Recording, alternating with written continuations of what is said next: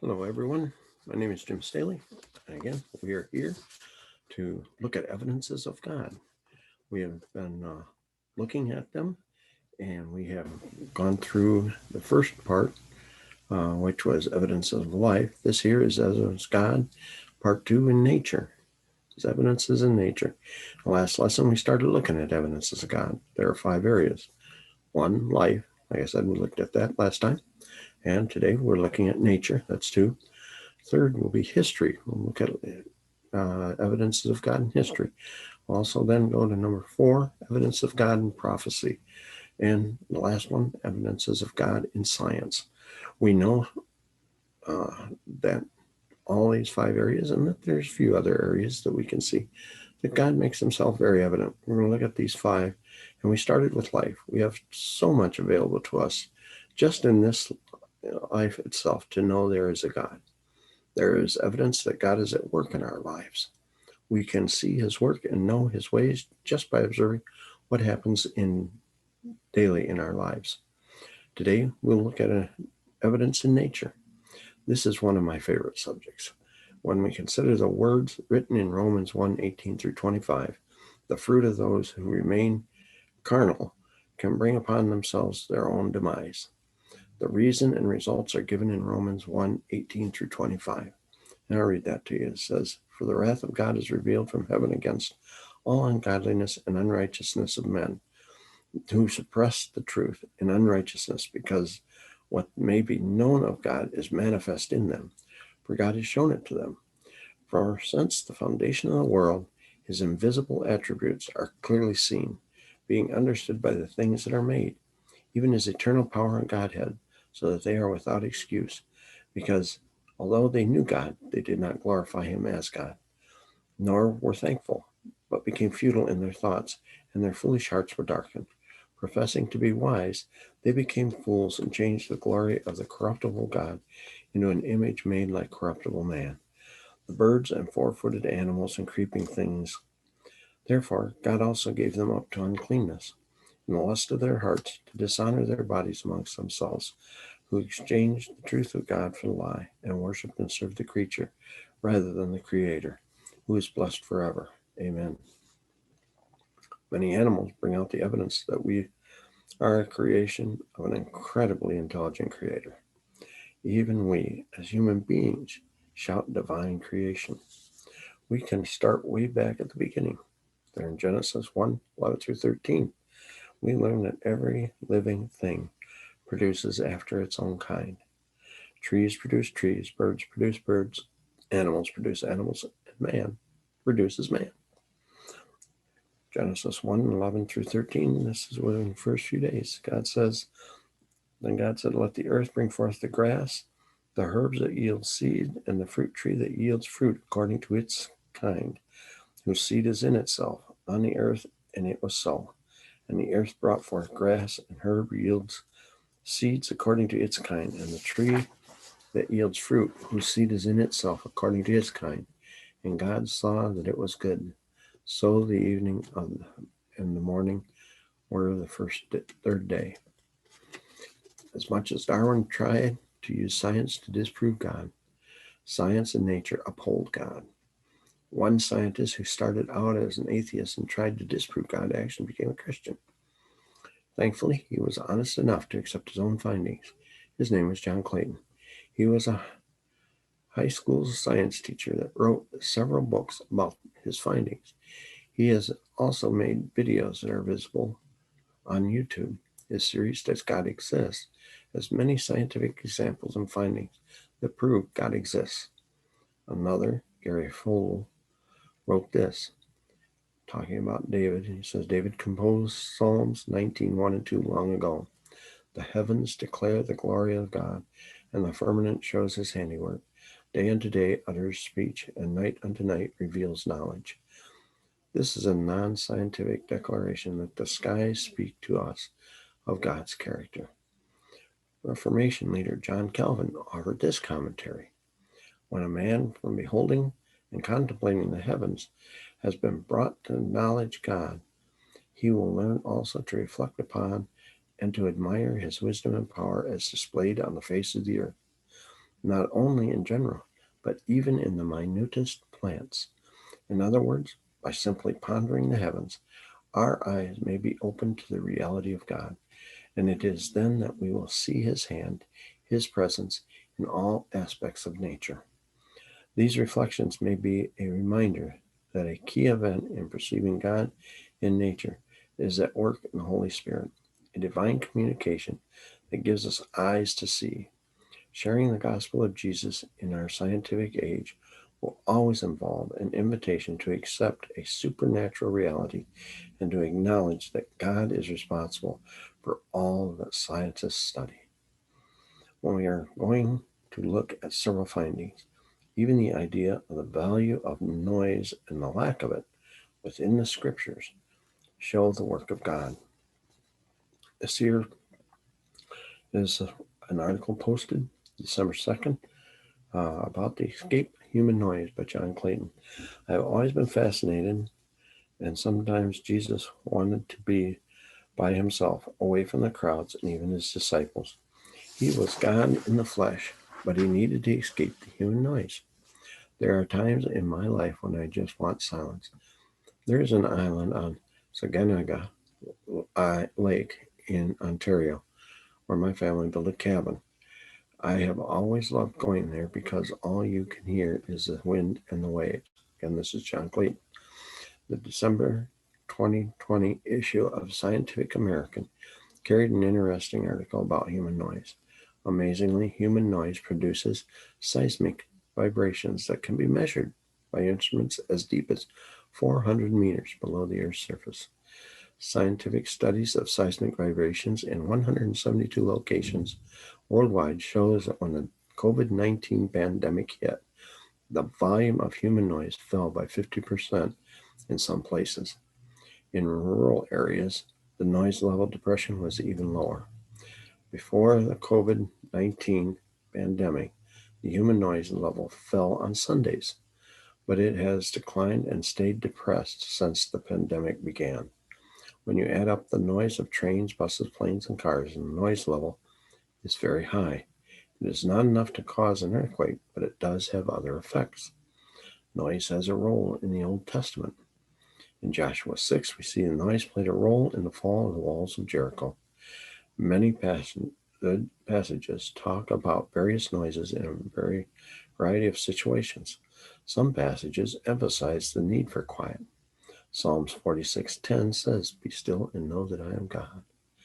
After the noise of wind, earthquake, and fire, God spoke to Elijah in a soft whisper. That's in 1 Kings 19:11 through 13, where it says, "Then he said, Go out and stand on the mountain before the Lord. And behold, the Lord passed by, and a great strong wind tore into the mountains and broke the rocks in pieces before the Lord. But the Lord was not in the wind. And after the wind, an earthquake, but the Lord was not in the earthquake. And after the earthquake, a fire, but the Lord was not in the fire. And after the fire, still a small voice. So it was, when Elijah heard it, that he wrapped his face in his mantle and went out and stood in the entrance of the cave.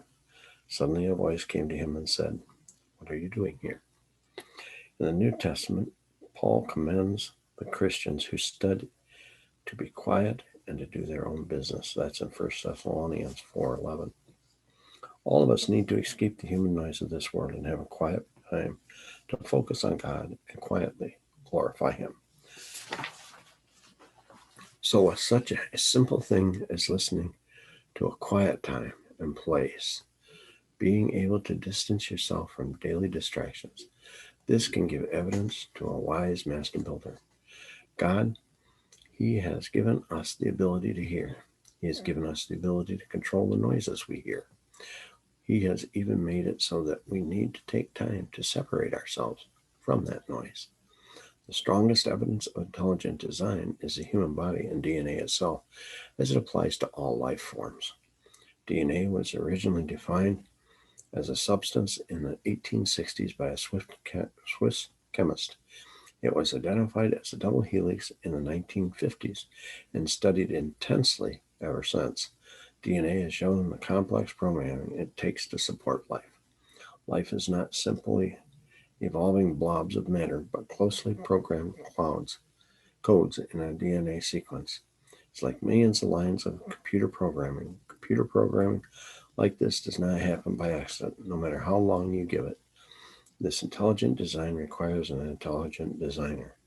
Not only is it complex programming, but there is about 6 feet of it coiled into a small part of each cell in your body, which is individually too small to see, which knows how to uncoil and reproduce itself. Consider the eye.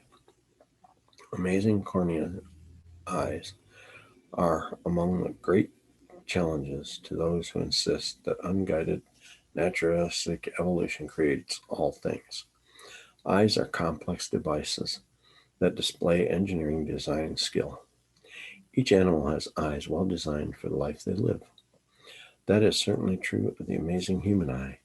Many things about human eyes can make them amazing. One of those is the cornea, a clear front covering of our eyes.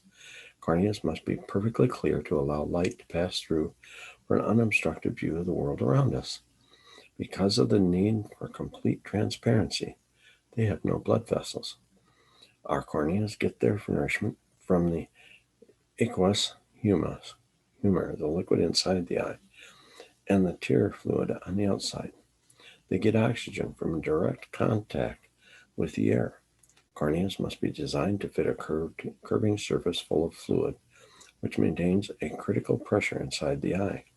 However, there is a problem with the cornea being exposed to the air and all the contaminants it contains: pollen, dust, chemicals, and grit. Corneas can become scratched. Over time, any surface exposed to dirt and grit, and sometimes bumps and blows, can get tiny scratches. How is it possible for corneas to maintain transparency with so much abuse? When you cut your skin, as the cut heals, scar tissue forms. Scratches in our cornea must heal without scar tissue. When the outer layer of the cornea gets scratched, the surrounding cells move toward one another and close the scratch, leaving no scar tissue. This is only one feature of the cornea, which consists of 5 different layers, each having an important function and showing evidence of design. Think what it would be like if scar tissue formed every time the surface of our cornea was scratched. By the time we reached middle age, we would certainly be looking through cloudy lenses. If you can read this, you should be thankful for just one of the features of the amazing human eye. We can now take a look at animals that defies evolution. A picture of this fish should be on your screens. This is a fish found here in America. Many fish found around the world have unique characteristics that defy evolution. Okay, we are going to go to our screen share. And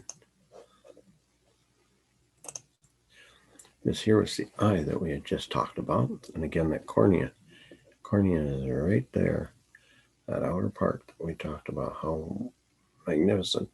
And just one part of it. There's a whole bunch of the rest of the eye. But yet, that cornea, if it gets scratched, you'd be looking at blind. Now we're going to go and we're going to take a look at paddlefish. And I am going to go and do this way to bring it up a little bit better. Okay. Strange looking fish here, but this is a paddlefish. In Job 12, 7 through 10, we can read, "But now ask the beasts, and they will teach you, and the birds of the air, and they will tell you, or speak to the earth, and it will teach you, and the fish of the sea will explain to you. Who amongst all these does not know that the hand of the Lord has done this, and those in whose hand is the life of every living thing and the breath of all mankind?" God shows himself in many ways. Here's one of them. This fish here, called a paddlefish. American paddlefish is an interesting but relatively unknown fish species. These fish have large paddle-shaped appendages on their forehead, right up there. They inhabit the murky waters of the Mississippi River and its tributaries. They can grow to 6 feet or 183 centimeters and weigh 150 pounds, which is 68 kilograms. So what is the purpose of the paddle? The electroceptors of the paddlefish answer the question. You might think that the paddle is a device to dislodge food from river bottoms. Some people called them shovel-nosed fish, assuming they use their paddles as a shovel. Paddlefish don't dig for food. The lab experiments in 1993 shows the paddle's real purpose. Paddlefish are filter feeders that feed on tiny crustaceans and insect larvae that drift through the water as plankton. Many whale species are filter feeders that use comb-like baleen in their mouths to strain their food from the water. Paddlefish have comb-like rakers in their gills. They swim with their mouths open and filter their food from the water. But that doesn't explain the paddle. Paddlefish have poor eyesight and no sense of smell. So how do they know where to swim to find food?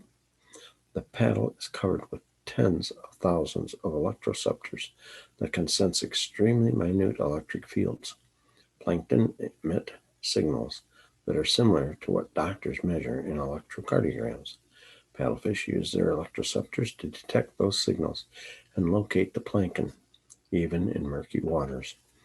The electroceptors of paddlefish are similar to those of the platypus found in Australia. Many marine fish, including sharks, skates, rays, and some freshwater fish, can use weak electrical signals for feeding and communication. Those fish don't need light or clear water to eat and maintain a balance in the environment. This ability is not something that evolved in the paddlefish because fossil evidence seems to indicate they had electrosensibility even early in the Earth's history. We are amazed at God's design that we see in living things, says John Clayton. And another source of information on evidence in nature, the Oklahoma Christian College has produced some articles that I'd like to share. The first one is about one of the snakes here in the U.S. It is a poisonous snake, much like your cobra. God's design of these creatures gives great evidence in the intelligent design over accidental evolution. Rattlesnakes. The 0 IQ rattlesnake has a venom or poison which will kill you but does not harm him. It is impossible for a rattlesnake to accidentally develop a chemical such as this. Additionally, it would need to evolve at the same time a sac to keep it in, a duct to carry it, an injection needle, long hollow tube, a valve to control the flow, and a control system to operate it. That is several impossibilities at once. When you consider all this had to happen immediately, and both a male and female was also needed in order to keep the species going. Just as with man, a woman had to evolve at the same time and place for mankind to survive. I'm going to take another one and look at one other here. One of the strangest articles I've come across is that of the bombardier beetle. This picture describes a very strange bug. God was very creative with this one. According to the Wikipedia, the bombardier beetle inhabit all the continents except Antarctica. They typically live in woodlands or grasslands in the temperate zones, but can be found in other environments if there are moist places to lay their eggs. The bombardier beetle has two tanks in its rear end, with hydrogen peroxide in one and hydrogen quinine in the other. When it ejects them together to mix, it has an exothermic reaction, heating it to 212 degrees or 100 degrees Celsius, and blast it in the face of a predator. Imagine a 0 IQ bug developing these two chemicals and knowing how to blast and mix them to cause a boiling temperature explosion. It is impossible to believe this is an accident rather than intelligent design. You would feel really intelligent if you figured out how to do this.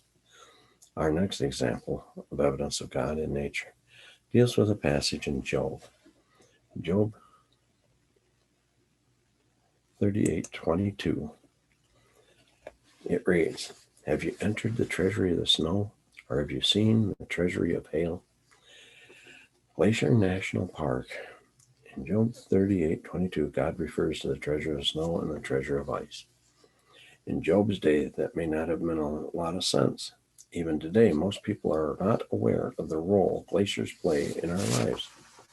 We are living in what scientists call an interglacial period, when changes in the Earth's orbit have caused glaciers to melt. This interglacial period has been going on for some 12,000 years and is unrelated to any human-induced climate change.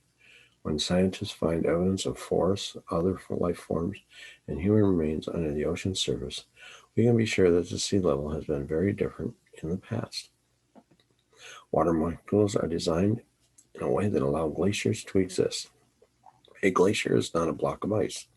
When water is frozen and put under pressure, it behaves like a fluid. When John was teaching physics, he had a demonstration in which he froze a metal container of water and then used a piston to put it under pressure. The metal container has holes, and the ice would shoot out through the holes in a cylindrical form, just as any liquid or gas would do. Snow falls on the ground in a cold place and piles up, putting pressure on the snow on the bottom. Pressure changes the snow and it begins to flow like toothpaste. Those gorgeous blue ice flows, the treasures of the snow, are glacier. So why is this a good thing for you and me? First, it locks up water, so it is available year-round. The amount of land area available to humans would drop radically if we lost all the glacier ice on the planet. As the ice melts, it does so gradually. Many areas of the world have water year-round only because slow-melting glaciers supply water in a controlled manner. Many plants and animals depend on glaciers for their survival. Glacier algae get their water by producing dark pigments, which absorb enough sunlight to melt glacial ice. In that way, plants can grow in places like Greenland. The algae produces food for fish and other marine organisms in northern latitudes. Without the glaciers to supply drinking water for the bottom of the food chain, life couldn't exist in northern marine environments. Glaciers are also one of the strongest erosion agents in existence. Because of that, mountainous areas have U-shaped valleys with numerous creek lakes and moraines. Glaciers have allowed a whole biosphere to exist in those mountainous areas. Human habitation in much of the Rocky Mountains is only possible because of the work of glaciers. In Michigan, we see and enjoy the Continental Glacier area where a vast ice sheet scraped the land and created thousands of lakes. Job could not have comprehended the full meaning of the words of God spoke to him. Today, people who live where the glaciers have worked and are working can be thankful for God's design in the treasures of the snow. This treasure of the snow, we will now look at what the snow waters trees. Leaf design to preserve trees. Heavy winds frequently blow down human-made structures, but healthy trees are almost never blown down. You'd expect trees to be a major victim of high winds. This is not the case, and it is due to leaf design. To survive strong winds, trees need two things. The most obvious is structural support. Strong, flexible branches, sturdy trunks, broad bases, and good root anchorage. A more subtle requirement is a leaf design to preserve the trees. Leaves must have minimal wind drag. A fluid such as air flowing around an object generates drag. To minimize drag requires some streamlining to reduce the amount of friction between the fluid and the object. A highly streamlined object will usually get gently rounded upstream and elongated and pointed downstream. For healthy trees, the leaves offer the most surface area and thus the most drag. Different trees have different design features, but all of them are designed to avoid destruction in a windstorm. American holly leaves have a method that involves the leaves being able to flatten themselves against each other. When the wind becomes strong, the leaves turn and lie flat, significantly reducing the drag. Tulip tree leaves design allows the leaves to roll up in strong winds. The blade of the leaf points away from the stem.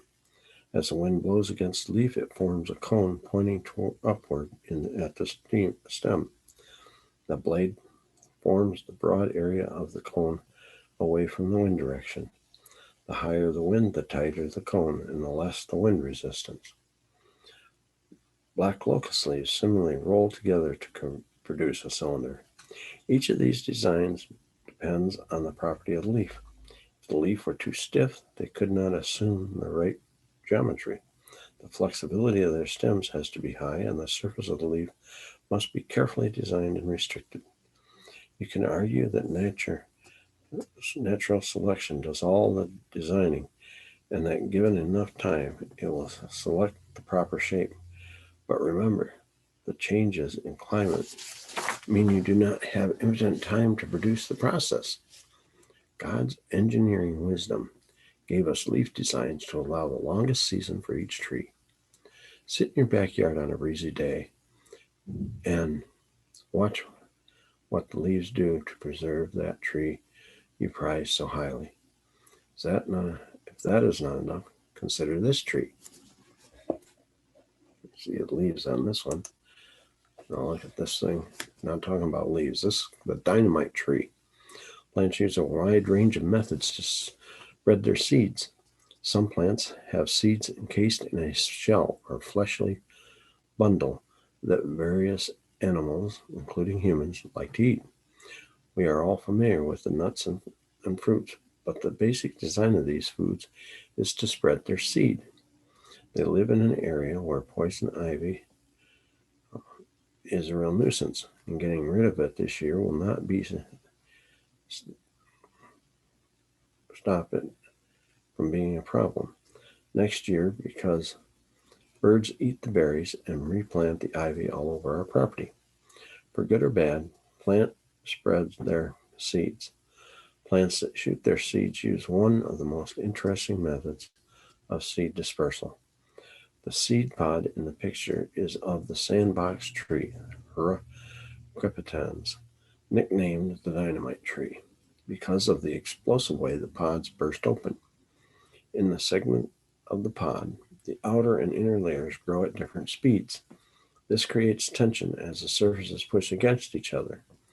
When the seeds are ready, the pressure becomes so great that the capsule explodes.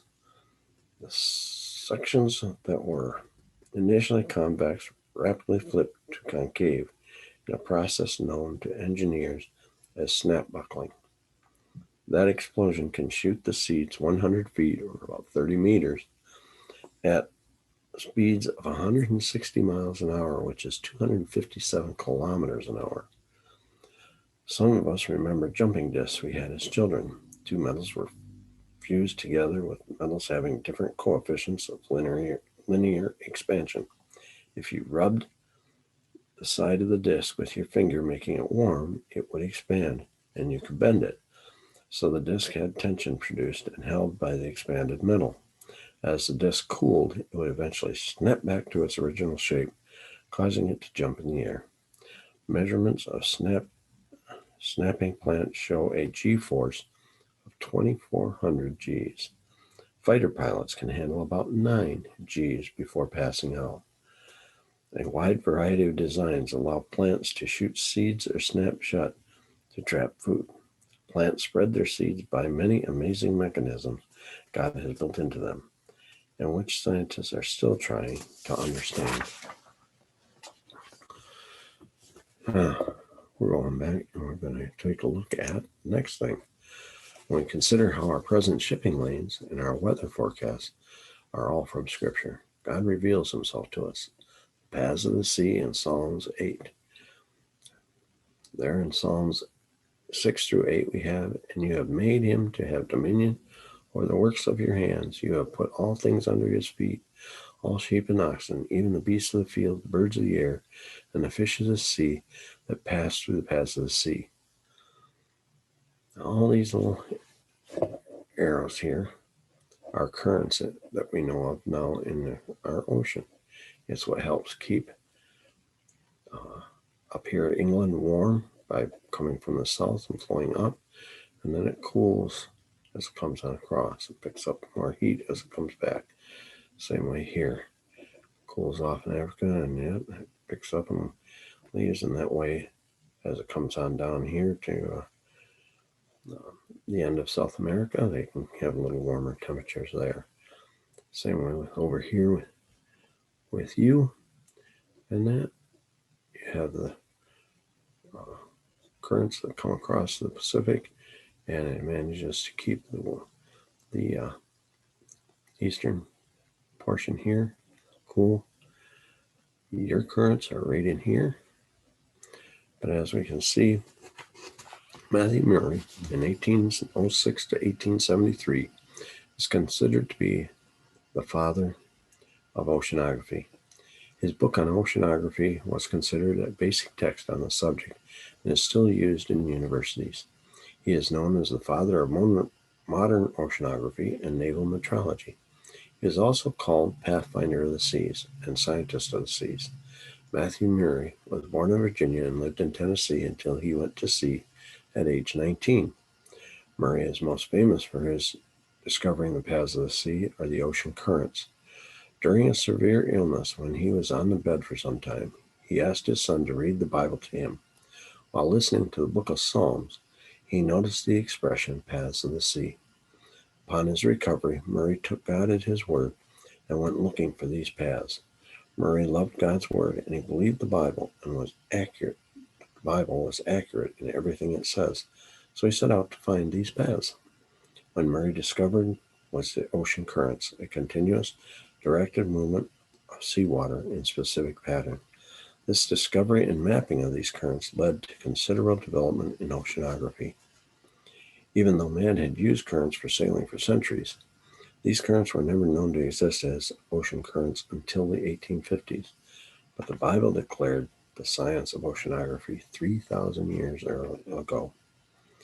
When we consider the large fish that swallowed Jonah and read of animals that God has created and also used in bringing man to their senses, he uses a donkey to warn Balaam in Numbers 22:22 through 40. This lesson dealt with things that are outside its pages, yet these things of nature are mentioned in the scriptures and give us insight into God's wonderful power and wisdom. In summary, there are supporting evidences which can be used to support the idea of evolution, but no absolute proof. There are, however, absolute disproofs against the idea of theistic evolution. Does evolution happen? Microevolution and macroevolution. One more term we need to clarify.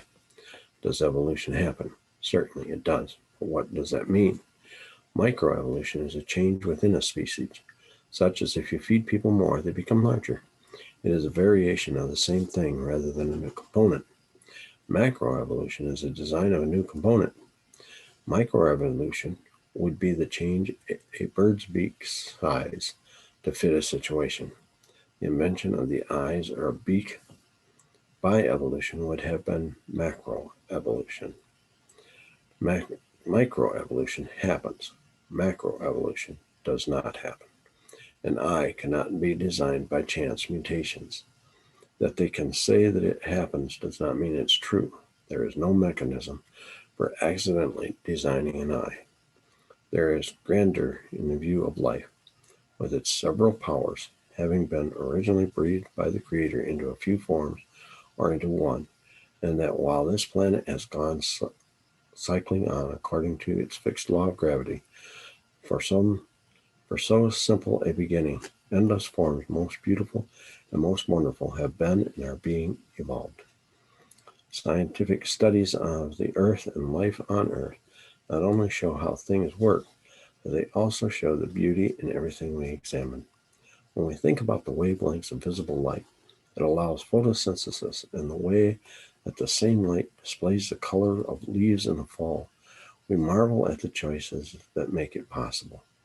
When botanists study the complexities of flowers, the design that allows the color and patterns we admire, we cannot help but wonder at their creation. Jesus referred to this in Matthew 6:29 when he reminded us that we look at a lily, not even Solomon in all his splendor was dressed like one of these. And Psalms 51 and 2 tells us, the mighty one, God the Lord, has spoken and called the earth from the rising of the sun to its going down. Out of Zion, the perfection of beauty, God will shine forth. We understand the science behind beautiful sunrises and sunsets. We know why the sun is blue and why trees are green. But our understanding of this involves a conscious creation of God that allows us to admire beauty, which in many cases is unnecessary. The choices God has made tells us he knows about beauty at all levels. Have you ever sat near a waterfall and seen the rainbow and the colors of your surroundings and thanked God for creating it with those characteristics? Have you ever snorkeled or scuba dived and wondered at the beauty of your surroundings and the thought about the fact that the colors in some cases are unnecessary from a survival standpoint, but they speak to us about God's love for beauty? We praise diversity for several reasons, but many things in creation have color not as a requirement for survival, but as a statement about God's nature.